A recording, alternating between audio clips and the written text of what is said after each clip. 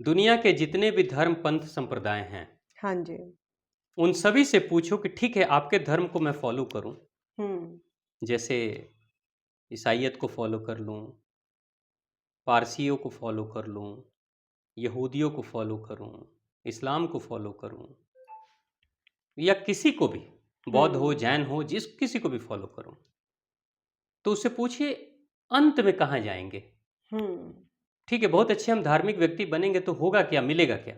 हाँ जी, नर्क की बात हाँ जी, या स्वर्ग की बात, यही बात करेंगे लोग। ईसाइयत में जाएंगे तो हेवन की बात करेंगे, ठीक है। इस्लाम में जाएंगे तो जन्नत की बात करेंगे, हाँ जी, हिंदू में जाएंगे तो समृद्ध स्वर्ग की की बात बात। करेंगे। तो आप देखिए कि जो भी स्वर्ग है, जो भी जन्नत है या हेवन है, इन तीनों की बात होगी। हाँ जी, ये धर्म का अंतिम लक्ष्य है। हुँ, लेकिन धर्म से होते हुए जब अध्यात्म की दिशा में बढ़ेंगे, तो ना वहां कोई जन्नत है, ना कोई स्वर्ग है, ना कोई हेवन है। वहां इससे भी परे मुक्ति है। हुँ, भाई मैं किसी ऐसे राजा के महल में क्यों जाऊं कि जिससे किसी न किसी दिन मुझे निकाल दिया जाए। और जन्नत में भी, स्वर्ग में भी, और हेवन में भी एक ना एक दिन आपको निकाला जाएगा। जिस दिन आपका पुण्य बैंक बैलेंस खत्म हो जाएगा पुण्यों का, उस दिन आपको निकाल बाहर किया जाएगा। हाँ जी, मैं क्यों जाऊं उसमें। अध्यात्मिक कहता है मैं ऐसे परम आनंद में रहना चाहता हूं जहां से मुझे कोई ना निकाले जब तक मैं ना चाहूं। अनलिमिटेड। मुक्ति कष्ट से, दुख से, और परम आनंद तक पहुंचना। और परम आनंद देखो क्या है।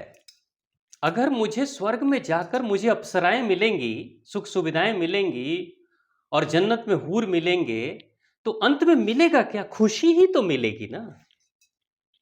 लेकिन वो खुशी टेम्पररी है, कंडीशनल है। हाँ जी, कंडीशनल है। कंडीशनल है। एक ना एक समय वो खुशी खत्म हो जाएगी। भर पेट खाना खा लोगे तो खाते रहोगे क्या? बिल्कुल, आप रुकोगे ना। रुकेंगे। ज्यादा खा लोगे वोमिटिंग हो जाएगी। रुकना तो है। उसी तरीके से स्वर्ग के जितने सुख सुविधाओं को आप देखोगे ना, तो सब में एक लिमिट आपको दिखाई देगा। उसके बाद से वो लिमिट क्रॉस करोगे तो उसके बाद दुख ही दुख होगा। ठीक है।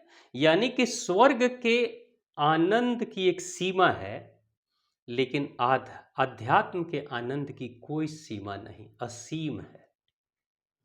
मेरा मन करता है मैं आनंद में रहूं तो मैं रह सकता हूं। 1 घंटे, 2 घंटे, 4 घंटे, 10 घंटे आनंद में रह सकता हूं।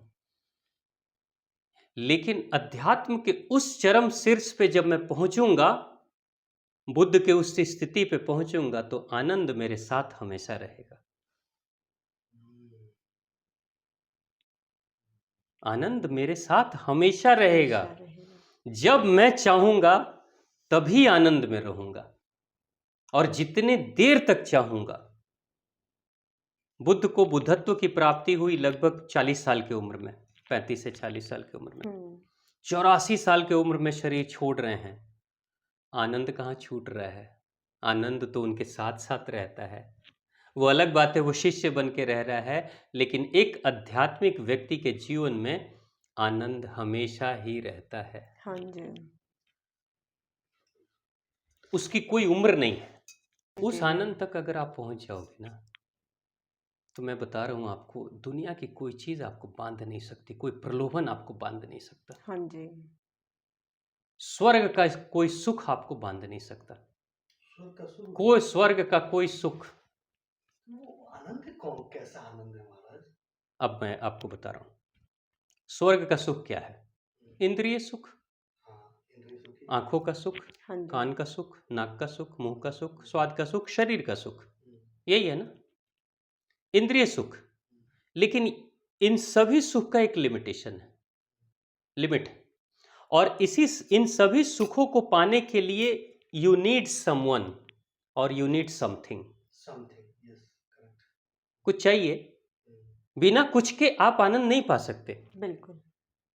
स्वाद के आनंद को लेना है तो भोजन चाहिए, संगीत के आनंद को लेना है तो संगीत चाहिए, सुगंध के आनंद को लेना है तो कोई इत्र और सुगंधित पदार्थ चाहिए, शरीर के सुख को लेना है तो कोई शरीर भी चाहिए ना। लेकिन अध्यात्म में ये बाहर की कोई चीज नहीं चाहिए। अनकंडीशनल आनंद को महसूस करने की क्षमता विकसित हो जाती है अध्यात्म में। न प्रेमी रहेगा न प्रेमिका रहेगी, अध्यात्म रहेगा तो प्रेम ही बच जाएगा। वाइब्रेशन, वो फीलिंग। अध्यात्म है तो न भूख रहेगी न भोजन रहेगा, स्वाद रहेगा। न दृश्य रहेगा न दर्शक रहेगा, दर्शन ही रहेगा मात्र, है ना। ये जो आनंद है ना, वो आनंद, जैसे कोई बच्चा है आपका जिससे आप बहुत प्रेम करते हो, तो प्रेम अंदर जगाने के लिए आपको उस बच्चे का होना जरूरी है। हाँ जी। बच्चा साथ में रहेगा तो कितना प्रेम जगेगा। लेकिन अगर आप आध्यात्मिक हो गए ना और आपने अपने बच्चे को गले से लगाया, तो धार्मिक इंसान बच्चे को गले से लगाकर प्रेम को महसूस करता है, वो चाहे माँ हो चाहे पिता हो। लेकिन आध्यात्मिक इंसान क्या करेगा, बच्चे को गले से लगाएगा, प्रेम को महसूस करेगा और प्रेम के केंद्र तक चला जाएगा और उस प्रेम के केंद्र के पास जाकर अपने आप को ऐसे जोड़ देगा, अपनी चेतना को उसके साथ, कि एक दिन जब बच्चा उसके साथ नहीं भी रहेगा तो जब जाएगा अपने केंद्र को जगा देगा और आंखों को बंद करके महसूस करेगा मेरा बच्चा मेरे साथ है। बच्चा नहीं भी है तो भी वही आनंद महसूस करेगा। हाँ जी। तो जैसे अब एग्जाम्पल मेरा ही ले लेते हैं, आप दूर नहीं जाते कहीं। अब मैं बच्चे छोड़ आई हूँ यहाँ पे, वहाँ 1-1.5 महीने पहले, पिछली बारी छोड़ आई, इस बारी छोड़ आई। तो मम्मी भी चिंता में, और भी कि उनका दिल लगा कि नहीं लगा, बिना माँ के कर दिए, यहाँ घूम रही वहाँ घूम रही। लेकिन मैं वैसा फील नहीं कर रही कि मैंने उनको बिना माँ के कर दिया हो। मैं उनको महसूस कर रही हूँ, सारी चीज़ें यहाँ से ही कर रही हूँ, उनकी प्यार भेज रही हूँ। तो इस बारी उनके भी ज़्यादा यूँ कॉल्स नहीं आए कि वो भी परेशान है। अब की बार डायरेक्ट ही प्यार इनडायरेक्टली भेजा जा रहा है, वो भी खुश हैं। तो वो भी खुश हैं, मैं भी खुश हूँ। मुझे कोई चिंता नहीं है उनकी कि उन्होंने खाना खाया कि नहीं खाया। खा ही रहे होंगे, अच्छे से खा रहे होंगे बल्कि। यही प्रेम है। तो ऐसे भी एनालाइज थोड़ा ठीक लगा मुझे। अब मुझे मेरी गलतियां दिख जाती हैं जल्दी। दिख रही है। हाँ जी। तो स्वामी जी, ये बड़ी आपने शिक्षाप्रद अध्यात्म के बारे में और धर्म के बारे में अलग अलग बताया, और कैसे हम पीछे जाके चेक कर सकते हैं। तो मैंने भी ये प्रयोग, जैसे आपने मुझे पहले भी बताया था, तो मैंने ये प्रयोग किए। तो मुझे अब किसी भी सिचुएशन में हर जगह मेरी ही गलती नज़र आती है।